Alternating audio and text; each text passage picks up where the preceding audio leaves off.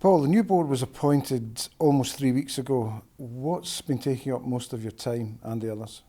I think the last few weeks has mostly been about information gathering, which is looking at the finances of the club. Obviously, we've had to obviously change the manager as well, but it's been mostly information gathering. I suspect most of it wasn't exactly ideal bedtime reading. Well, I think we expected obviously to be issues, and I think that's the case. And we're still working through some of those issues, but there's nothing that I think we've found so far that's we didn't expect. Rangers fans and I suspect the wider football community would have been interested in some of the things you said in your statement recently, a club statement. And it was pointed out a decision was taken not to draw down the second £5 million tranche from the Sports Direct loan. Is that the board saying that nothing more is required from this company? Yes, I mean the view of the board at the moment is that we can pursue our own funding solution without the need to go back to Sports Direct. And on Sports Direct, that brings us to Mike Ashley, obviously. Are the board in discussions with either him or his representatives with regard to the retail deal? Well, we've had no discussions with Sports Direct or Mike Ashley so far, but as we've said before a number of times, we are happy to engage with Sports Direct. I think we should engage with them because they are a 9% shareholder, they've got commercial arrangements with the club, and we need to have that conversation at some point pretty soon, but as yet we've had no discussions with them. Is it the case that he, Mike Ashley, does he have the right to nominate two for board positions? He does, yeah. And how, which board are we talking about? We're talking about the main public company, the Rangers International Football Club. Can he do that at any time? He has got rights under the first £5 million loan to do that, yes. Do you expect him to do that? Well, he's shown no intention of doing it so far, but he's obviously got the right to do it if he wants to, and we'll have to address that if and when he chooses to do that. When do you envisage paying back the £5 million which was drawn down? Well, I think as Dave King was saying, I mean, one of our information gathering exercises is to look at the whole Sports Direct relationship in total. You know, obviously there's lots of Sports Direct relationships. And there's lots of documentation around that. We've actually been spending the last 3 weeks really looking at all of that. We haven't finished that review yet. I think until we've done that and we've come to a conclusion as to the terms of those arrangements, it's difficult to come to a final conclusion. But we'll be in a position very shortly to look at all of that. And I think once we've done that, we'll sit down hopefully with Sports Direct and Mike Ashley and try and agree a way forward. Are you concerned at all that the securities over Murray Park, the Albion Car Park and Edmiston House are held by someone else at the moment? Well, I think it's normal for any loan to have security, the same as a mortgage in a house, but obviously if we won't put the club in any danger, obviously, and if at any time there's an issue with those securities, we'll deal with it. We're not but until we've actually, as I say, completed the review of the Sports Direct documentation and the contractual relationships that they've got, then we're not in a position to make any decisions. But I mean, the fans should have no fear that there's going to be any issues with that. We're not going to in any way do anything that's going to endanger any of those assets of the club. And of course, Edmiston House sits there like a festering sore. Are there any plans for this building? Well, we need to look at that at some point. I mean, just my own personal opinion, I can't for the life of me. I drive past Edmiston House most days, and I just can't believe. I just can't understand the investment decision that was taken at the time by one of the previous boards. But obviously we need to look at that at some point, and we will. Talking about previous boards, you may have noticed that one person who sat on the previous board, Charles Green, was quoted recently saying he would like to return. Is this even a remote possibility? No. For a long time now, Rangers fans and yourself, Paul, have wanted to know who stands behind Blue Pitch and Margarita. Are you any the wiser now? I'm not at the moment. Obviously, I've been one of the people who's been looking to get some answers on that. I don't know to what extent previous boards really looked into that, and obviously there is actually a legal mechanism by which companies can find out who's behind various shareholders, and it's meant to protect the company in terms of finding out who the actual beneficial shareholders are. Obviously, we will, as the new board, and obviously our manifesto is one of transparency and trust and openness, we will get round to that, and there is a mechanism of actually trying to get those answers. Whether we'll get the answers is another question, but there's certainly a mechanism to do that. You, as interim chairman, and also Dave King, have made much. You've said more than once that you have to observe and respect the SFA processes in terms of fitting proper persons to be on a board. How advanced are these processes? Well, I mean, they're pretty advanced. I mean, I think just as a starting point, just so people understand the position. Obviously, we have said, and we will honour the fact that we want to, if you like, rebuild the relationship with all the football governing bodies, and we have to respect their processes and their procedures, and we will do that. Obviously, one of those is the fit and proper test for all directors, not just Dave King, myself included, and also John and the two Johns, and also James Blair. That process is ongoing. Obviously, there's lots of due diligence that the SFA have to do. We respect that. We're providing those answers as we go along.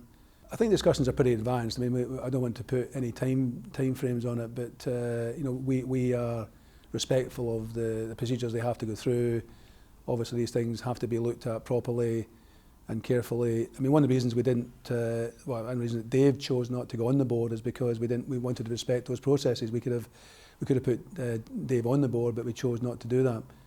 You're saying that you don't want to sort of specify any timescale, but there is a timescale, isn't there, for the new nomad?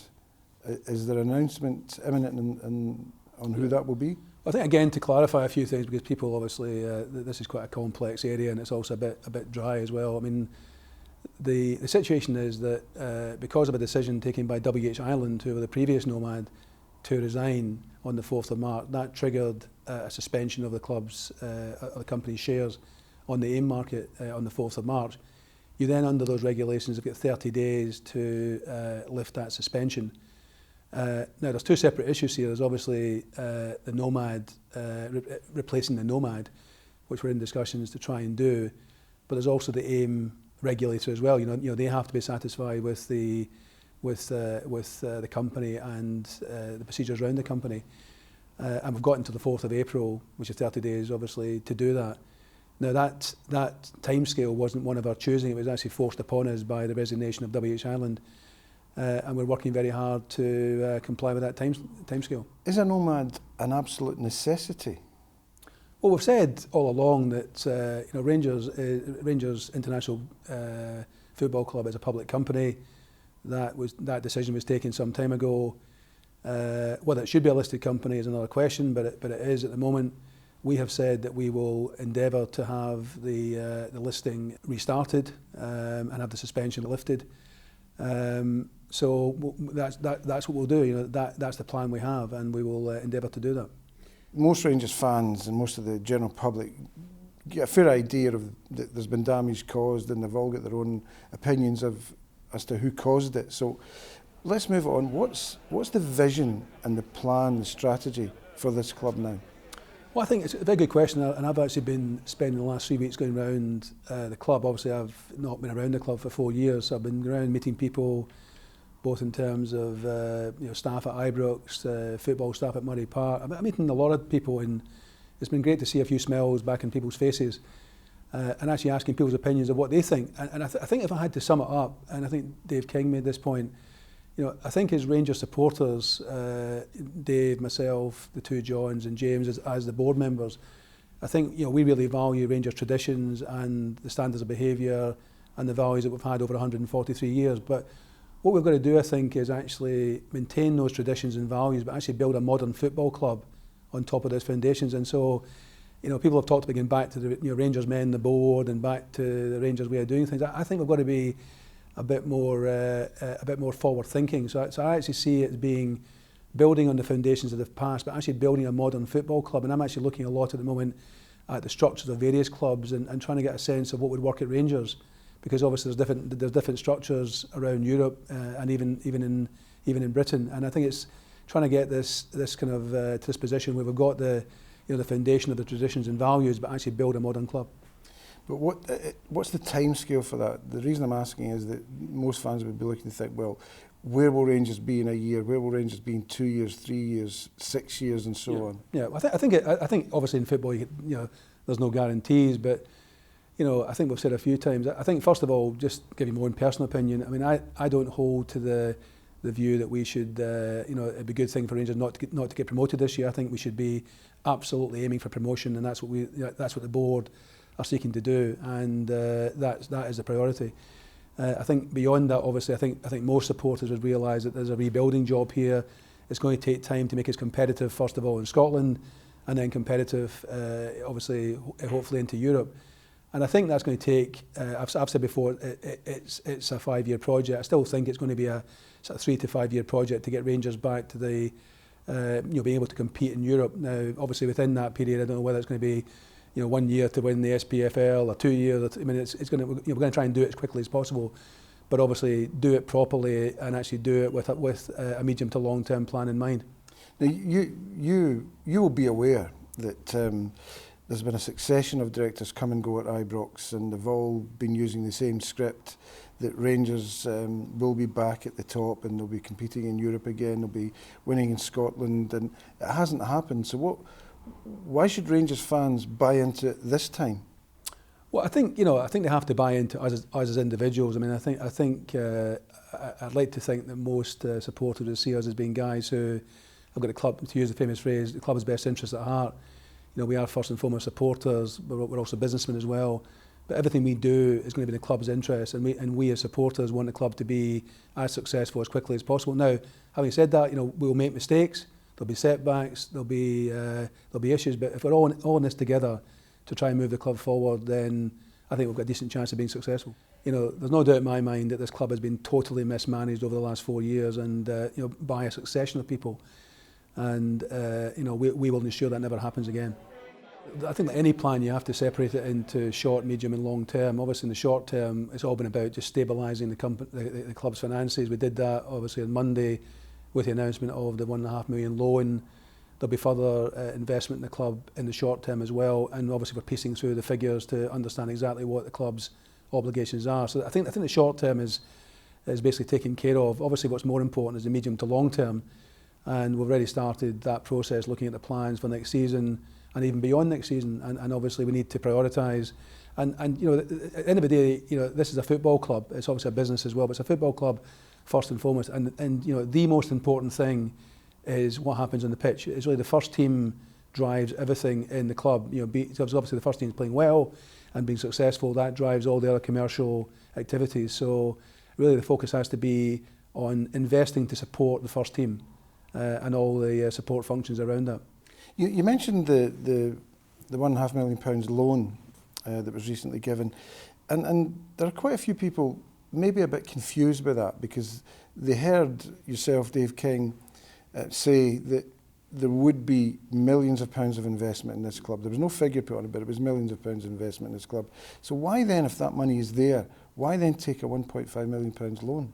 Well, I think first of all, just to be clear, I mean, I think we did say what the kind of level of investment might be. I mean, there was a famous 120-day plan last year by Graham Wallace where he talked about a £20 million requirement over, say, 3 years. I think we agree. I think we think it's roughly that sort of number now.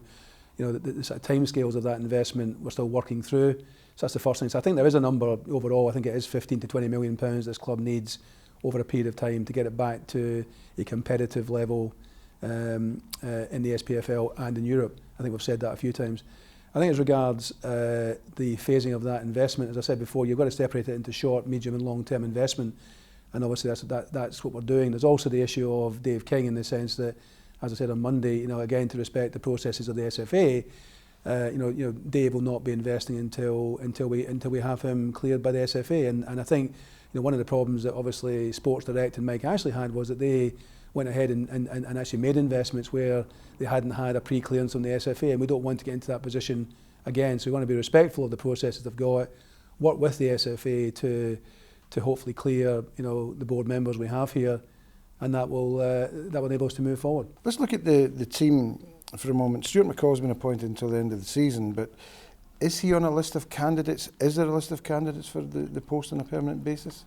Well, again, having only been here for 3 weeks, obviously we're dealing with lots of different priorities. I mean, clearly, as I said before, the first team and the football structure of the club is obviously a critical. I think we said that when we after the general meeting. It's a fundamental decision, because obviously it's going to set the tone of the club's plans for the next period.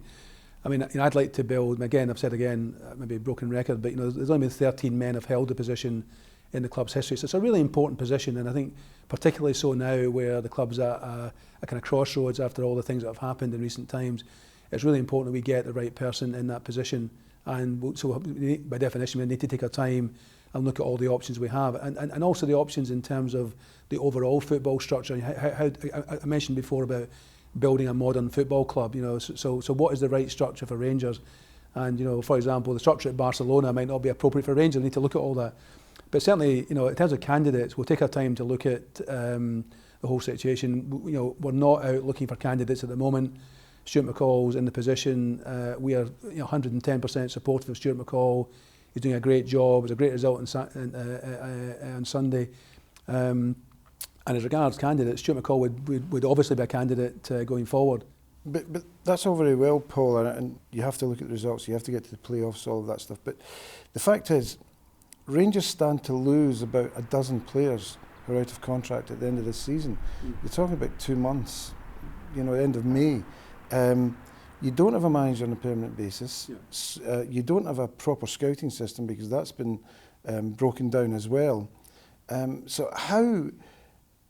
The team, as you say, is imperative because everything you do behind the scenes won't matter a great deal if the team doesn't win. Yeah. If there's not success in the pitch, it doesn't matter. Yeah. So 12 players leaving at least. Yeah.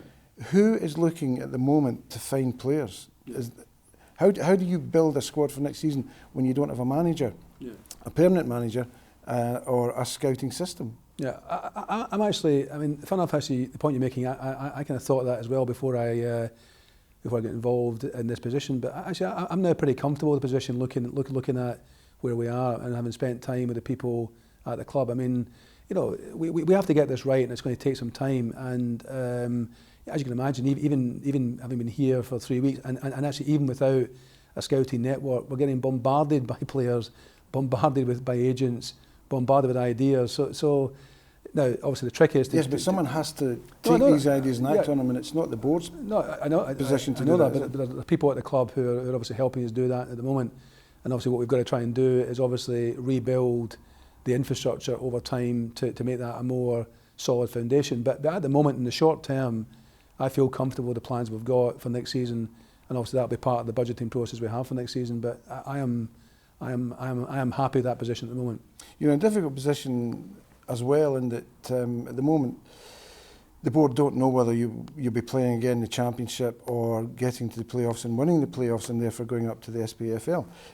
So what's the season ticket strategy then? Because you have to start thinking about, this is the time of the year when clubs start thinking about how much they'll charge and when they'll put these up for sale.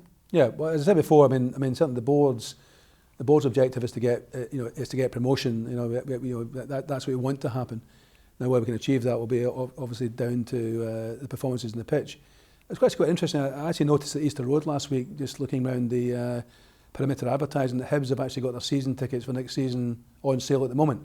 So there's a team that is also not sure of what league it's going to be in, and they're selling their season tickets.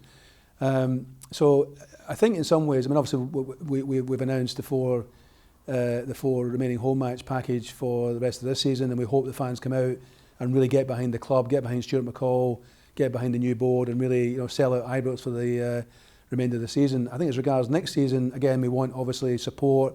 We want to get back to some of the season ticket amounts we've had in the past, and we'll be communicating quite soon as to what that strategy will be. But I don't think in some ways, I'd like to think that the fans will support us regardless of what league we're in. Obviously, we want to passionately get into the SPFL, but hopefully they'll also support us in the Championship as well. Would the financial strategy be badly affected if Rangers didn't win promotion? No, and this is a long-term project. This is not going to be affected by short-term issues. I mean, obviously we've got to manage the position we've got at the moment. We, as I said before, we want promotion. If we get promotion, we have to handle a bunch of issues as well, because by definition we're going to need to have a potentially higher quality of player to compete in the SPFL. So you just have to plan for all eventualities, and we have to build for the medium to long term. Obviously, if we don't get promotion, then we have to deal with it, and that'll be the case. Either way, I suppose, is it fair to say that season ticket prices, whether you're in the SPFL, whether you remain in the Championship, will have to increase? Well, I think we're obviously mindful of people's financial positions, But again, we'd like to think that people would support the club, given that hopefully they can see that there are people at the club now who are really passionately want to move the club forward, who are prepared to invest in the club and really want the season ticket holders to get behind us, alongside us, and also invest in the club. And obviously, we need to benchmark what the prices are relative to other people. But I think if we feel it's fair to increase the prices, we'll do that. And we'd like to think the fans would support us in that exercise. I think probably if you look at it even dispassionately, logically, you would look, and if Rangers get to the playoffs, the fans who have been important throughout the whole process over the last 5 years in particular, 4 or 5 years, will be absolutely vital, won't they, to attend these home matches to get to the playoffs, because they can actually drive that team forward, can't they? Yeah, I think there's two aspects. I think the answer is yes. I think there's two aspects to it. I think first of all, it gives the players at Rangers obviously a boost to see the fans right behind them, and obviously this season's been difficult because of some of the well-publicised issues, in terms of the attendances not being as high as they had been in the past. But I think it also, I wouldn't say it intimidates the opposing players, and maybe in some ways it gives them a bit of incentive, but it certainly makes it a fairly foreboding place to come and play. And if we get all the fans right behind the club, that's going to, I think, be a real benefit to the football team in terms of hopefully winning those playoff matches. A lot's been said about fan engagement. Are the boards still open to fan representation with groups like Rangers First, Rangers Trust? Yeah. Is that still a key issue? Well, as I've said a few times, I think one of the few benefits to come out of the last 4 years of turmoil at the club is that the fans are now right behind the club and are really united behind the club. Now, obviously, like all clubs, we've got a number of different representative bodies of supporters, and I think one of the great things about the general meeting is that really everyone came together for a common purpose. And what we've got to try and do now is obviously harness that positive energy going forward. We've said, and I'll repeat again today, we're 100% committed to moving towards a pretty significant fan ownership position, fan representation in the board, and obviously we still stand by that. And one of the things that we're going to set the fans a task of doing is to try and bring together the various groups that are out there into a more cohesive and united front, and they're already discussing that as we speak. Well, on that, an official fans board was set up by the previous incumbents, and then, of course, they tried to disband them. Yeah. What's the new board's view on the official fans board? Well, we've met the representatives of the fans board before the general meeting. We've not had a chance to meet them since the general meeting, and those individuals were very strong in terms of the lead up to there was a lot of issues, obviously, which were well publicised, and I think those individuals did themselves a lot of credit by standing up to some of the pressures that were put under. Again, as part of the wider fan ownership and fan representation process, we're going to invite them to be part of that process, and so we've got no problem with the official fans board, and a lot of them are actually personal friends of myself and John Gilligan. So again, we'll be engaging with them going forward and trying to find a solution to bring the fans in totality together. You have inherited a significant number of problems.